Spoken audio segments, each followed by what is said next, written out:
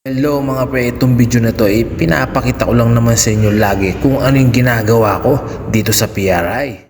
Wala naman akong ibang ginagawa dito kundi yung magtatrabaho ko mga pre. Kahit araw-araw kong ginagawa to, hindi ako magsasawa magtatrabaho mga pre. Kahit hindi pinapagawa to, tatrabawin ko mga pre kasi araw-araw ko nang ginagawa, araw-araw kong nakikita, kaya gagawin ko na.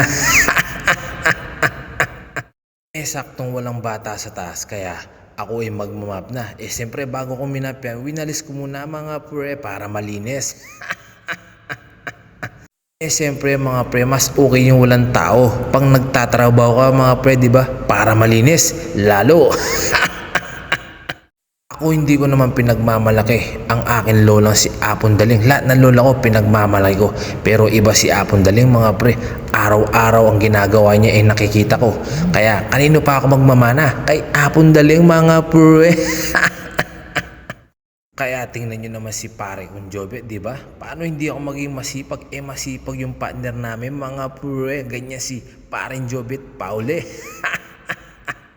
Basta ako mga pre, tatrabawin ko yung trabaho ko. Hindi ko tatrabawin ang may trabaho. Pero kung pwede, tutulong ako. Tatrabawin ko.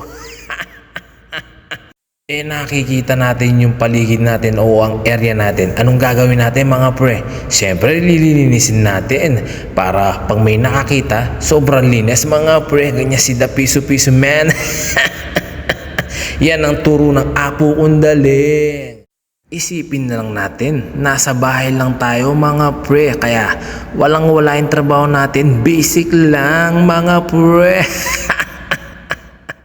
Basta ito lang yung mapapayo ko sa inyo mga pre, basta trabaho, trabaho. Basta kunin trabaho mo, gawin mo mga pre. Huwag tayong magpapasira sa mga boss natin mga pre, ang mahalaga, gawin mo ang trabaho mo. Mas okay nga yung advance kayo mga pre, hindi pa niya inutos pero ginawa mo na, di ba? Basta gawin lang natin lagi mga pre, positive lang tayo at masaya.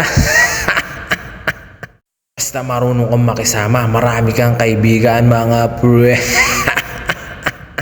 Basta ako, ang pinagmamalaki ko, marunong akong makisama, wala sa bagay, wala sa salapi. Ang totoong pagkatao ko mga pre, ganyan si The Piso-Piso Man.